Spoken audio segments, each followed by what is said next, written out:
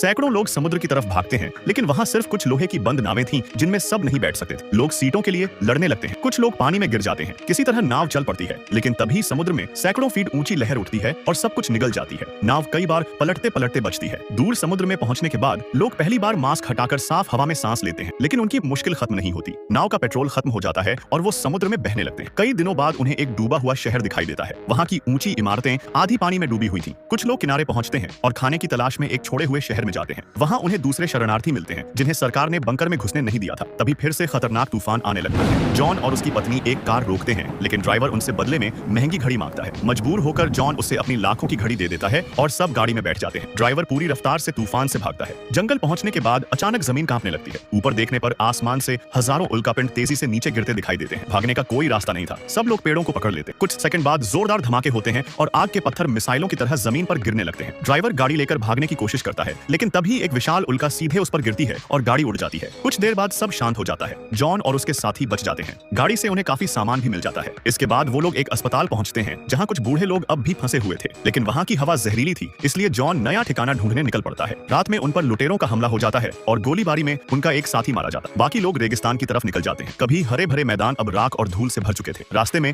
उन्हें एक गहरी खाई मिलती है जिसे पार करने का सिर्फ एक रास्ता था, एक पुराना रस्सी वाला पुल। सब लोग धीरे धीरे आगे बढ़ते हैं। तभी तेज हवा चलने लगती और पुल जोर जोर से हिलने लगता है। कुछ लोग डर के मारे नीचे गिर जाते हैं। पुल टूटने लगता है, लेकिन जॉन किसी तरह अपने परिवार को बचाकर दूसरी तरफ पहुंचा देता है। आगे उन्हें एक विशाल गड्ढा मिलता है जहां से उल्कापिंड पहले ही निकाले जा चुके थे, क्योंकि उनमें कीमती धातुएं थी। तभी एक हथियारबंद आदमी उनके सामने आता है। जॉन उसे अपनी कहानी बताता है। आदमी उनकी मदद करने के लिए तैयार हो जाता है और उन्हें अपने गुप्त ठिकाने पर ले जाता है। वो बताता है कि एक सुरक्षित जगह है जिसे क्रेटर कहा जाता है, लेकिन वहां पहुंचना बेहद मुश्किल है क्योंकि रास्ते में अलग अलग सेनाओं के बीच युद्ध चल रहा है। वो जॉन को एक फोटो देता है जिसे दिखाकर वो आगे जा सकते थे। साथ ही वो अपनी बेटी कैमल को भी उनके साथ भेज देता है। यात्रा के दौरान जॉन की तबीयत बिगड़ने लगती है। रास्ते में सैनिक उन्हें रोक लेते हैं, लेकिन कैमल समझाती है कि वो लोग सुरक्षित जगह ढूंढ रहे हैं। सैनिक उनकी मदद करने का फैसला करते हैं और रात में उन्हें युद्ध क्षेत्र पार करवाते हैं। चारों तरफ गोलियों और धमाकों की आवाजें गूंज रही थी। लोग झुककर भागते हुए किसी तरह सुरक्षित इलाके तक पहुंचते हैं। आगे जाकर उन्हें पता चलता है कि जिस अफसर को वो ढूंढ रहे थे वो मर चुका है। आखिरकार एक कमांडर उन पर तरस खाकर उन्हें एक बस में बैठा देता है जो क्रेटर की तरफ जा रही थी, लेकिन सफर अभी खत्म नहीं हुआ था।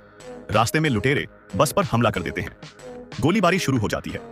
जॉन अपनी पत्नी से कहता है कि चाहे कुछ भी हो जाए उनके बेटे को सुरक्षित जगह तक जरूर पहुंचाना। लड़ाई के दौरान जॉन के पेट में गोली लग जाती है, फिर भी वो हार नहीं मानता। आखिरकार सब लोग पैदल पहाड़ चढ़कर क्रेटर तक पहुंचते हैं। वहां पहुंचकर वो देखते हैं कि चारों तरफ हरियाली फैली हुई है, साफ पानी, पेड़ पौधे और ताजी हवा, जैसे दुनिया में कभी कोई तबाही आई ही न हो। लेकिन उसी पर जॉन की ताकत जवाब दे देती है और वो जमीन पर गिर पड़ता है।